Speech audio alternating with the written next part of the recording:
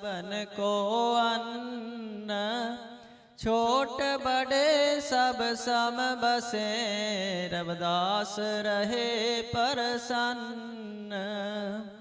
जो बोले सो नर पै, श्री सतगुरु रविदास महाराज की। बोले सर्व संत समाज की, बोले सर्व पेग भगवान की। श्री गुरु रविदास शक्ति, श्री गुरु रविदास शक्ति, श्री गुरु रविदास शक्ति। बाबा साहेब डॉक्टर भीमराव अम्बेडकर ज्योति, बाबा साहेब डॉक्टर भीमराव अम्बेडकर ज्योति, बाबा साहेब डॉक्टर भीमराव अम्बेडकर ज्योति। जय गुरुदेव, धन गुरुदेव। सारिया संगतां नूं बेनती है कि लाइनां दे विच बैठण दी किरपालता करो जी। जय गुरुदेव, धन गुरुदेव। तो साध संगत जी, गुरु रविदास महाराज जी की पावन अरदास हुई है, तो मैं प्रार्थना करूंगा हमारी योग की जो पिंकी यात्री और संजय यात्री, मैं उनको सिर्फ ओनली मैं कहूंगा कि लंबा टाइम नहीं दिया जाएगा, केवल और केवल 10 और 15 मिनट, उससे ज्यादा नहीं। उसके बाद हमारे गांव टस्का मिरांजी की जो कीर्तन भजन मंडली है, मैं उनसे प्रार्थना करूंगा, मास्टर पवन कुमार जी, वे उनकी पार्टी जो भी गुरु जी की वाणी का गुणगान करेंगे। और योग शिविर के जो हमारे पिंकी यात्री संजय यात्री हैं, तो उनसे भी अनुरोध है कि वो 10 से और 15-20 मिनट में आप सबको योग शिविर में साथ जोड़ेंगे। आओ मिलकर आज का जो संत और समागम है, ये जो कार्यक्रम है, हाँ जी उनको दे दे, पिंकी को दे दो। तो आओ मिलकर ये जो आज का योग शिविर है, इसमें आपको मैंने बताया कि यहाँ पर कल से ये लोग जम्मू कश्मीर से हमारे बीच में पहुंचे हुए हैं और ये पूरे देश में जाकर गुरु रविदास महाराज जी की वाणी का प्रचार कर रहे हैं। आप देख रहे हो इन दोनों भाई बहन और भाइयों को, पिंकी यात्री और संजय यात्री, ये गुरु रविदास महाराज जी की प्रचार प्रसार में लगे हुए हैं। गुरु रविदास जी की अमृत वाणी के ऊपर अध्ययन करते हैं और एक योग टीचर भी हैं। इनके पास जम्मू कश्मीर में अनेकों बच्चे हैं, क्लासें दी जाती हैं जिसमें महिलाएं, बुजुर्ग हैं और पता नहीं कितने जो बीमारियां हैं शरीर के अंदर, उनको केवल योग साधना से ही ठीक कर दिया गया है। कोई दवाई, किसी तरह का कोई भी बाहर से उपचार नहीं, केवल एक योग ही ऐसा साधन है जिससे हम अच्छी बॉडी, अच्छा फिटनेस और अच्छा स्वस्थ बना सकते हैं। तो मैं माइक वहां पर एक स्टैंड के साथ माइक बोलूंगा कि उनको माइक दिया जाए कि ताकि वो वहां पर जिनको। आप सभी को जय गुरुदेव, धन गुरुदेव। तो प्लीज अब बातें नहीं करेगा कोई भी, अब ऐसे बैठ जाइए चौंपड़ी मार के जैसे आप बैठते हैं आलती बालती में।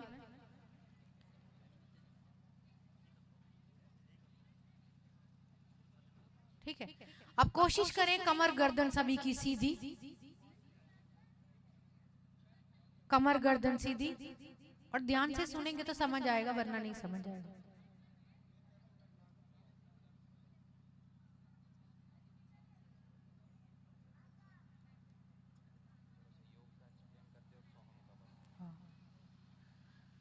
अब योग क्या होता है?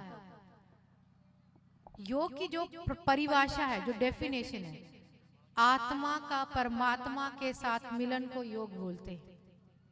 जहाँ योग ही होता है आपका शरीर, आत्मा और बाकी दिमाग, जैसे ये तीनों चीजें जब एक साथ चलती हैं तो उसको योग बोला जाता है।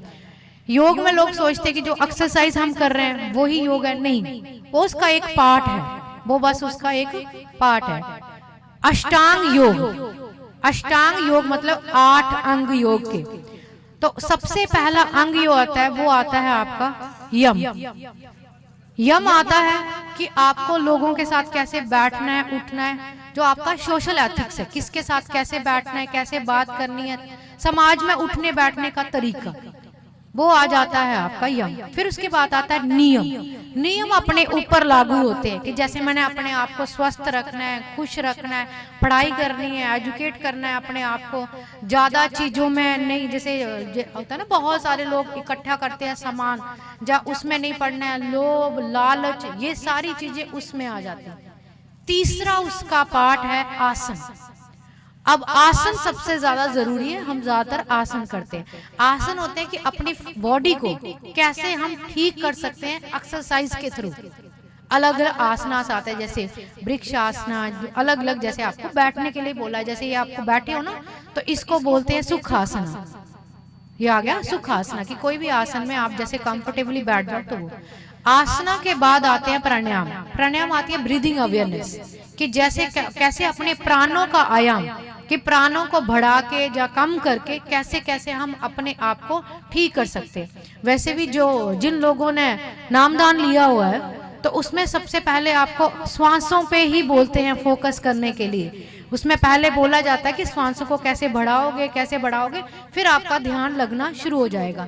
तो जब तक आपको सांसों पे कंट्रोल नहीं है तो आप ध्यान नहीं लगा सकते, और ध्यान लगाने के लिए बैठना जरूरी है। तो जब तक आसन में बैठना नहीं आएगा तो बाकी चीजें नहीं होंगी। जब ये सारी चीजें हो जाती है उसके बाद आता है प्रतिहार। प्रतिहार होता है खाना, बट खाना सिर्फ सिंपल खाना नहीं, जो भी आपकी 5 इंद्रियां हैं उनसे आप क्या देख रहे हो, कहाँ जाते हो, क्या कर रहे हो। तो उसमें भी कहीं गंदी जगह चले जाए ना तो हमारा शरीर पहले ही हमें बोल रहा है नहीं ये अच्छी जगह नहीं है। तो आपको जब किसी नेगेटिव लोगों के साथ बैठो तो आपको वहां से इंट्यूशंस आना शुरू हो जाते। तो प्रतिहार में आता है ऑल द 5 सेंस ऑर्गन्स जितनी भी हमारी होती हैं, उनसे हमें क्या खाना है, क्या नहीं खाना, कहाँ बैठना है, कहाँ नहीं, समाज में कैसे उठना बैठना है। जब ये सारी चीजें आ जाती हैं तो उसके बाद आता है धारणा।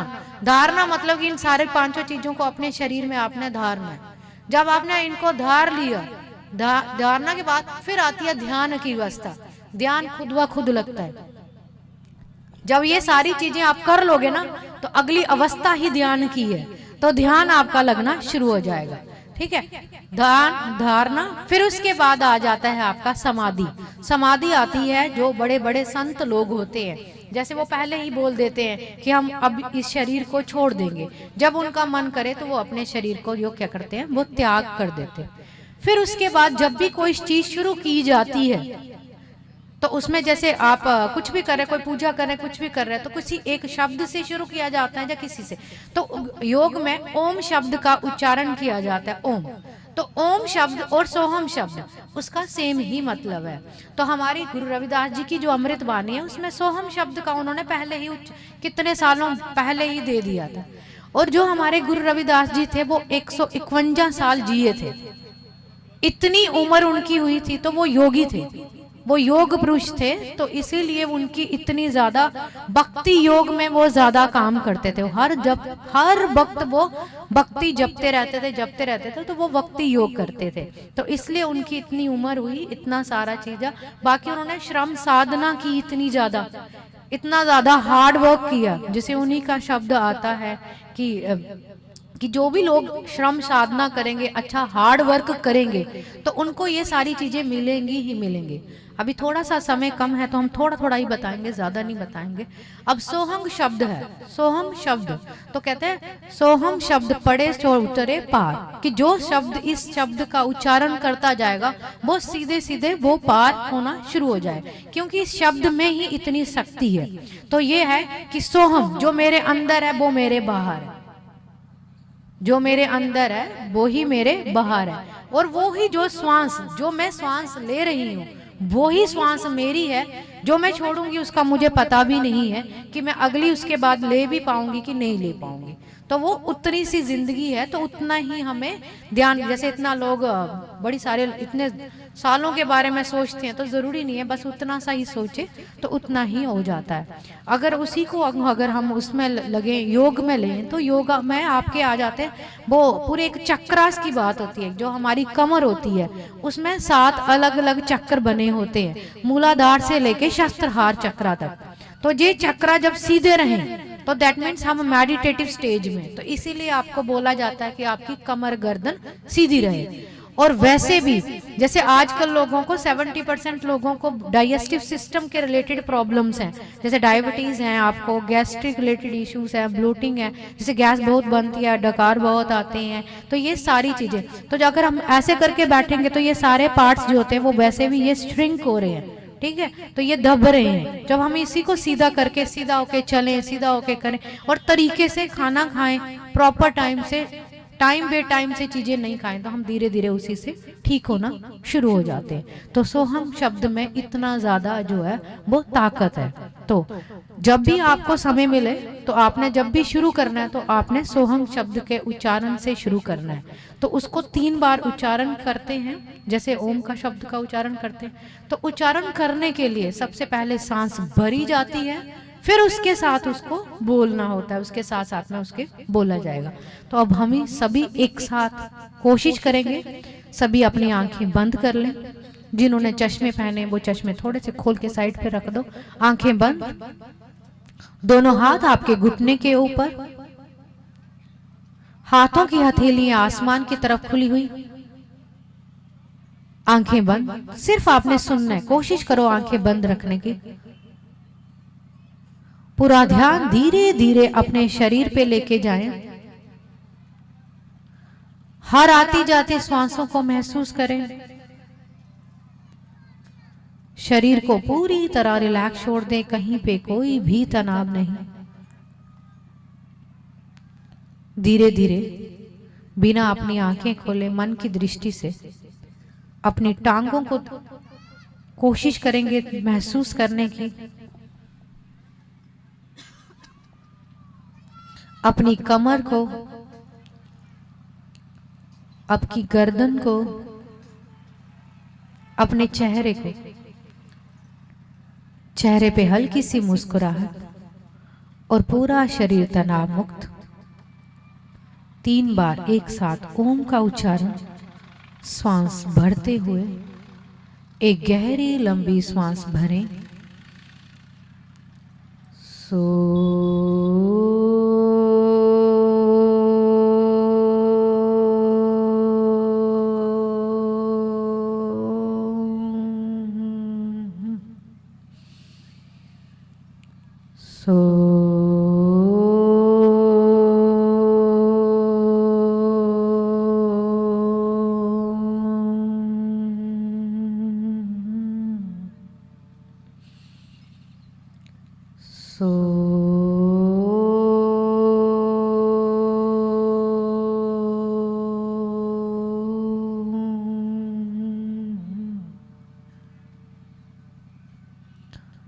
आंखें बंद ही आपका पूरा ध्यान बस अपनी आती जाती श्वासों को महसूस करो, कैसे श्वासें आ रही हैं, कैसे जा रही हैं।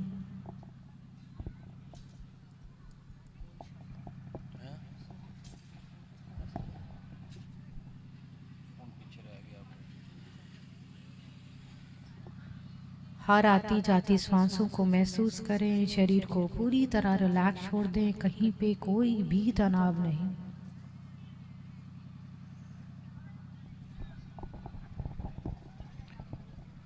मन ही मन में सोहम का जाप करें। सोहम, सोहम सांचे प्रेम का, दिया जले अनंत, मैं ही तू ही मैं, मिटे अहम का व्रंत। बस एक सोहम नाम के जाप से हम अपने आप को परमात्मा से मिलवा सकते हैं। सोहम शब्द में इतनी शक्ति,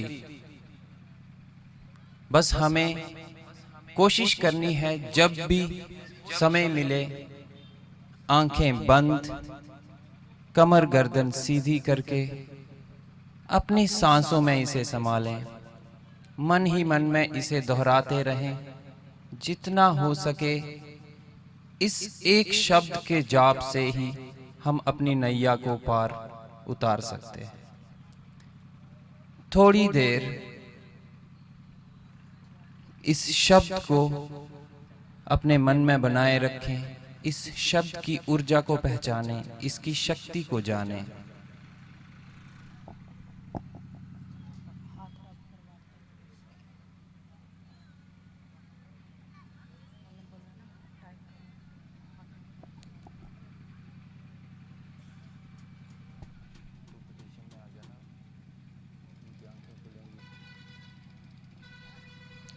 अब धीरे धीरे अपने दोनों हाथों को प्रार्थना की अवस्था में जोड़ें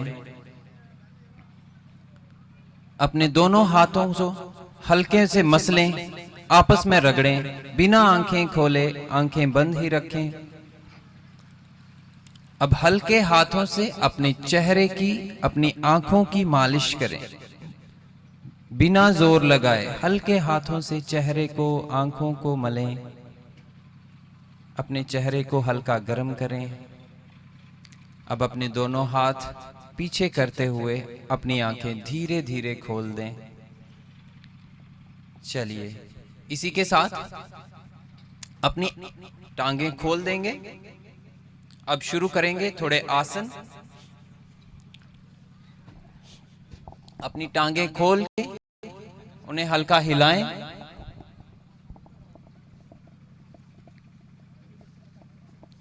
अपने दोनों हाथ कमर के पीछे रख दें।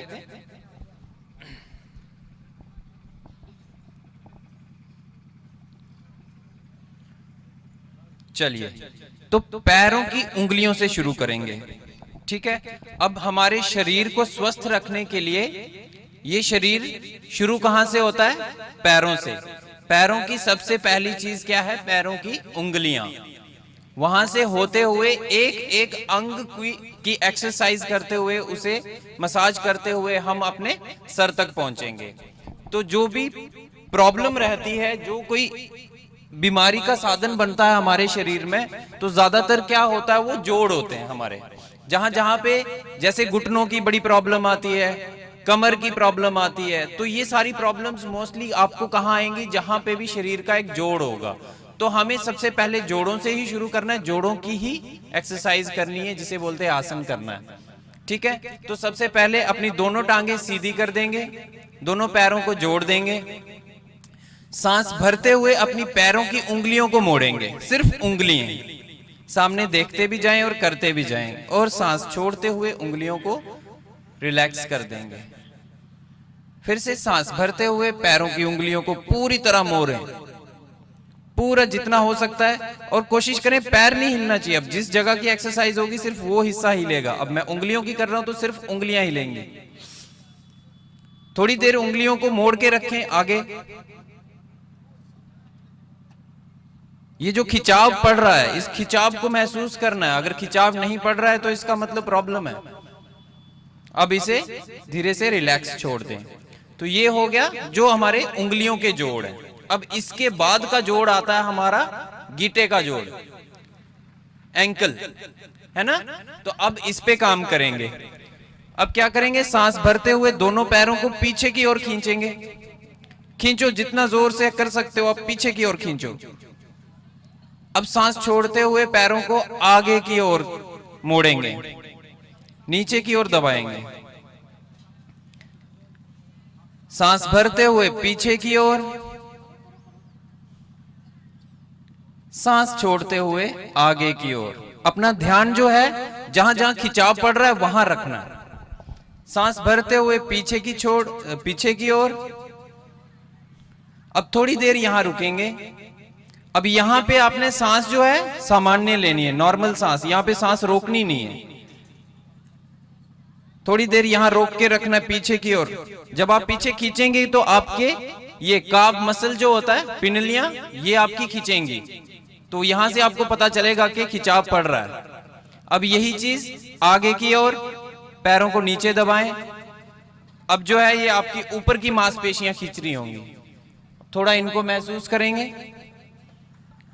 अब दोनों पैरों को क्या करेंगे? एक साथ गोल गोल घुमाएंगे। एक साथ कोशिश करें, साथ साथ देखते रहें और करते रहें। अब यही चीज उल्टी दिशा में, दूसरी दिशा में घुमाएंगे।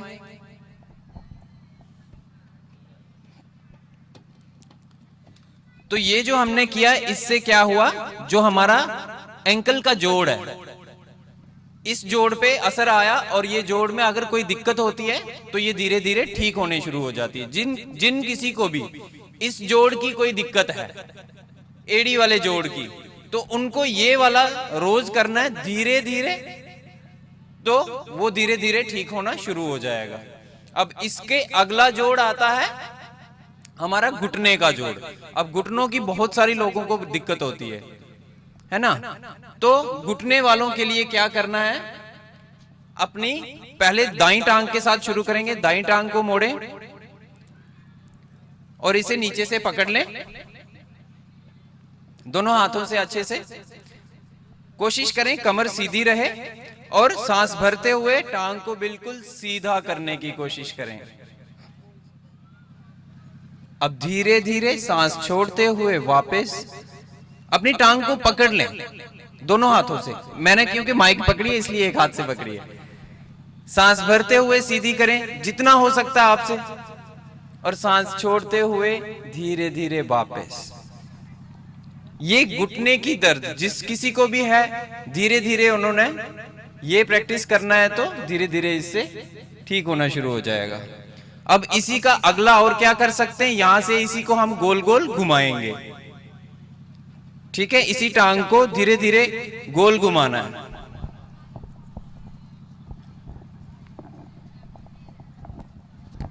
अब इसी को दूसरी दिशा में। अब क्योंकि टाइम की कमी है तो हम थोड़ा फास्ट भी कराएंगे और कम कम करवाएंगे, लेकिन जिस किसी को जहां जहां की दिक्कत है उसने यही एक्सरसाइज जो है ज्यादा करनी है और धीरे धीरे स्लो करनी है।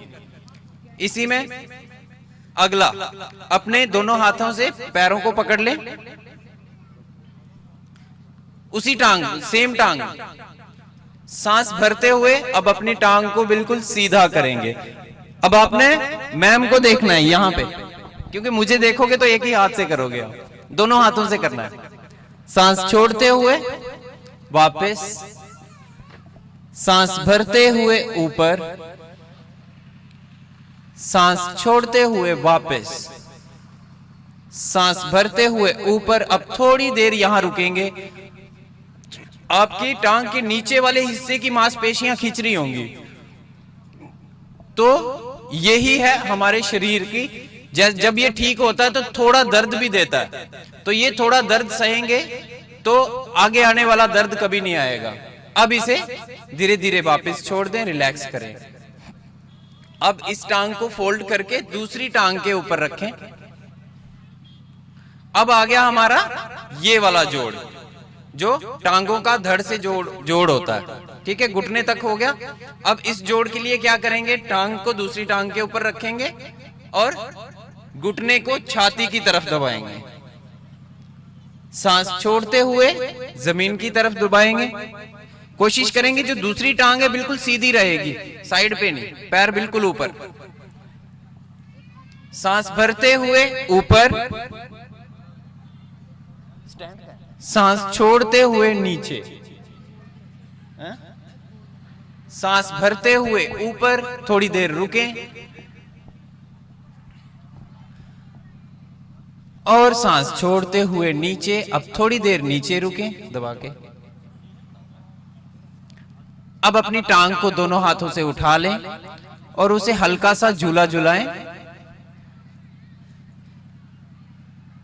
ये हमारे पेल्विक जॉइंट के लिए, ये इस भाग का जो जॉइंट होता है उसको तंदुरुस्त करने के लिए। अब दोनों टांगे सीधी कर दें और फिर से हल्का सा उन्हें हिलाएं। तो ये क्या हुआ, हमारा उंगलियों से एंकल्स, एड़ी, घुटना और ये यहां तक का पूरा जो हमारे जोड़ हैं उन पे भी हो गया, और साथ में इन जोड़ों के साथ जो मांसपेशियां जुड़ी हुई हैं वहां पे भी खिंचाव आया ना, तो उन पे भी असर पड़ा, वो भी तंदुरुस्त होना शुरू हो जाएंगी। अब यही चीज दूसरी टांग के साथ करेंगे। ठीक है, सेम चीज जो है हम दूसरी टांग के साथ भी दोहराएंगे। हमने एक से किया है, आपको जब घर पे करना है तो दोनों टांगों से करना है। अब थोड़ा सा ऊपर के शरीर की बता देते। अब यहां से ऊपर क्या आएगा, रीढ़ की हड्डी और यहां के अंदर जो हमारे ऑर्गन्स हैं। इसके लिए क्या करेंगे, सबसे पहले बायां हाथ दाएं घुटने के बाहर वाली साइड से पकड़ेंगे।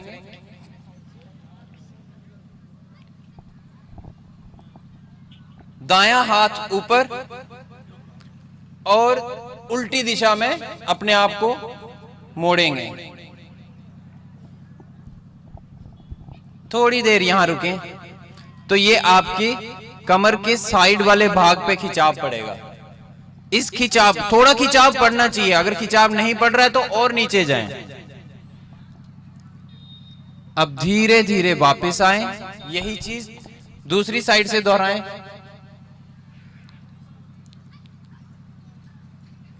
थोड़ी देर यहां रुके।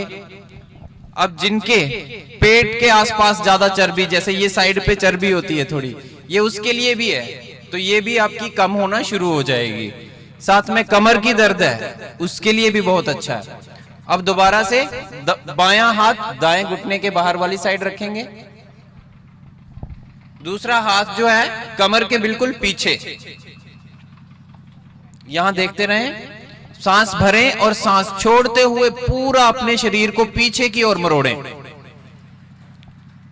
ये शुगर वाले पेशेंट्स के लिए, डायबिटीज वालों के लिए, कमर दर्द वालों के लिए बहुत अच्छा है। थोड़ी थोड़ी देर यहां रुकना है, यहां पे सामान्य सांस लेते रहना है, सांस कोई भी नहीं रोकेगा।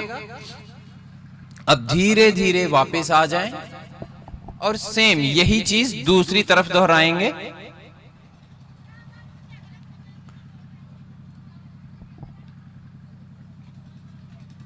अब धीरे धीरे वापस आ जाएं, अपने दोनों हाथों को पकड़ें और उन्हें उल्टा करते हुए ऊपर की ओर खींचें। यह भी कमर दर्द वालों के लिए। थोड़ी देर खींच के रखें। घर पे आपने कोशिश करनी है आधा मिनट, 1 मिनट, जितना आपके पास समय हो, तो हर एक आसन में आपने रुकना है। ये हर एक जो आपको बताया जा रहा है एक एक आसन है, तो इसमें जितना रुकेंगे तो आपको बेनिफिट मिलेगा। अब धीरे धीरे वापस आ जाएं।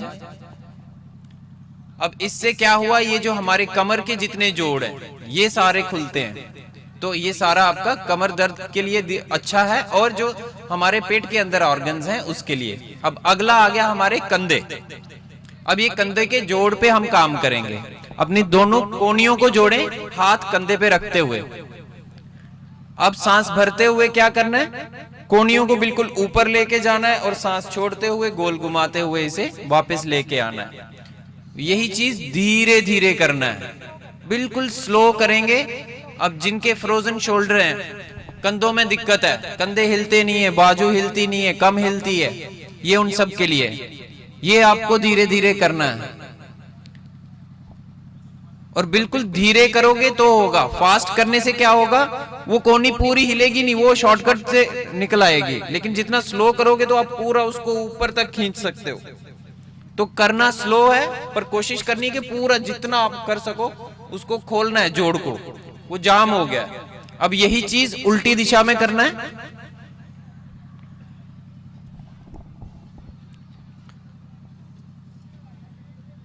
थोड़ा थोड़ा खिंचाव पड़ना चाहिए, खिंचाव पड़ेगा तो समझ लो शरीर ठीक होना शुरू हो रहा है। अब इसके बाद अगला जोड़ आता है हमारा ये कोहनी का जोड़। तो इस जोड़ का तो वैसे कुछ ना कुछ हम दिन में काम करते रहते हैं, तो ये हिलता रहता है। ये किसी की भी प्रॉब्लम बड़ी कम आती है, बहुत रेयर चांस होता है कि किसी के कोहनी के ये आए, लेकिन फिर भी अगर आती है तो इसके लिए ये है, हाथ को खोलना है, बंद करना है। इसके बाद अगला जोड़ आता है हमारा ये रिस्ट। इसके लिए क्या करना है, अपना अंगूठा जो है अंदर दबाना है और उंगलियां बंद कर देनी है। दोनों हाथ बिल्कुल सामने और इसको गोल गोल घुमाना है, धीरे धीरे घुमाना है। फिर से जितना धीरे घुमाएंगे, तो इस जोड़ की अगर कोई दिक्कत है तो वो आपकी बस इतना सा करने से ठीक हो जाएगी। अब यहीं से इसको धीरे धीरे वापस घुमाना है।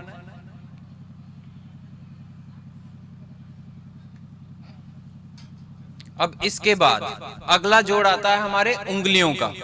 तो इसके लिए क्या करना है, ये मुट्ठी बंद करनी है, खोलनी है, बंद करनी है जोर से, खोलनी है, बंद करनी है, खोलनी है। बट क्योंकि हाथ तो हमारा काम करता रहता है, ये हाथ का ये जोड़ भी काम करता रहता है, तो ये बहुत रेयर चांस होता है कि यहाँ पे कोई प्रॉब्लम आती है, तो इसका आप कम भी कर सकते हैं। बाकी जो बता रहे हैं वो आपने करने हैं। उसके बाद आता है अब हमारा कमर का, सॉरी गर्दन का।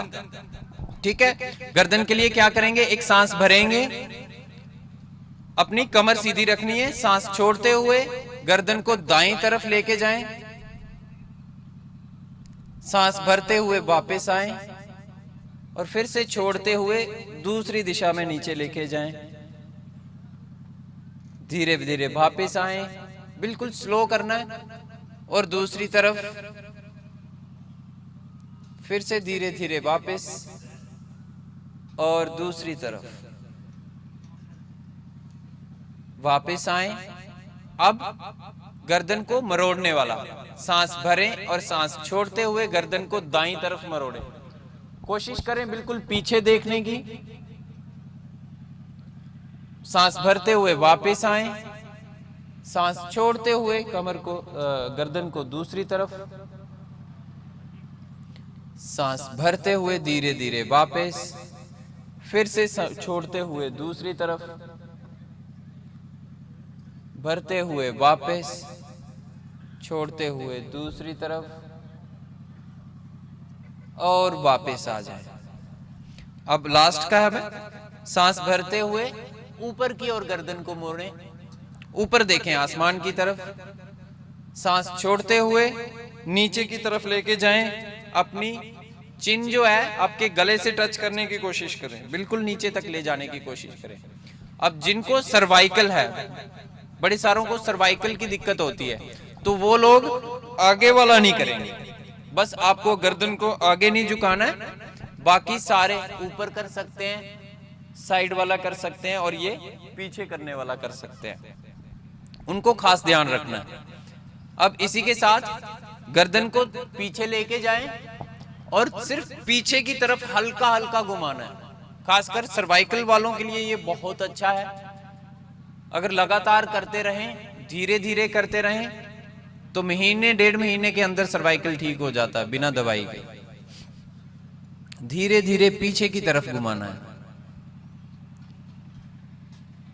दाएं से बाएं तरफ, बाएं से दाएं तरफ। अब यहीं से सामने की तरफ, बट ध्यान रहे सर्वाइकल वाला कोई भी इसे सामने की तरफ से नहीं करेगा। धीरे धीरे सामने की तरफ घुमाएंगे, दाएं से बाएं, बाएं से दाएं। तो ये हमने पैरों की उंगलियों से शुरू करते हुए पूरा अपने सर तक लेके गए।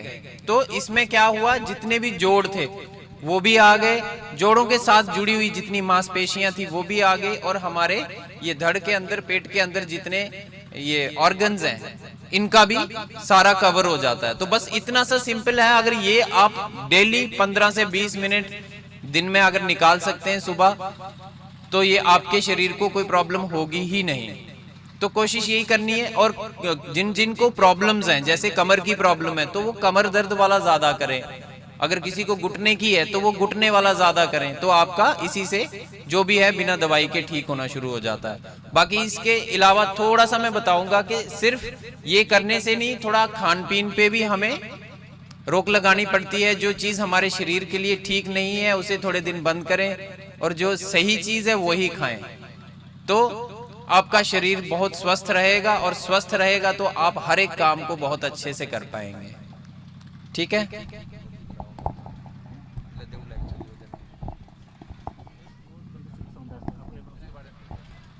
अभी थोड़ा सा टाइम कम है, तो इसीलिए हमने थोड़ा सा ही बताया आपको इन सभी चीज़ों के बारे में। तो ग्लोबल रविदासिया वेलफेयर ऑर्गेनाइजेशन की तरफ से ये सारा करवाया जा रहा है, तो हम उसी की टीम का पार्ट हैं। तो उन्होंने एक बहुत बड़ा स्टेप उठाया कि हर एक समाज के लोग कुछ ना कुछ करते हैं, बट जो हमारा समाज है, स्पेशली जो रविदासिया समाज है, तो अगर वो हेल्दी होगा, क्योंकि हमारा समाज ऑलरेडी पिछड़ा हुआ है, तो इतने सारे पैसे हमारे मेडिसिन और उसमें वेस्ट हो जाते हैं। तो हम अगर हेल्थ का खुद से ही ख्याल रखना शुरू कर दें, जब हमारी सेहत ठीक हो जाएगी तो बाकी सारे काम हम बहुत जल्दी कर सकते हैं। तो सेहत ठीक होगी, सेहत के साथ साथ अमृत वाणी भी चलती रहेगी। अमृत वाणी के साथ साथ में घर का जो भी कार्य है वो अच्छे से आप पूरे मेहनत लगन से करते जाएंगे। तो समय थोड़ा सा कम है, तो आप सभी को जय गुरुदेव, धन गुरुदेव।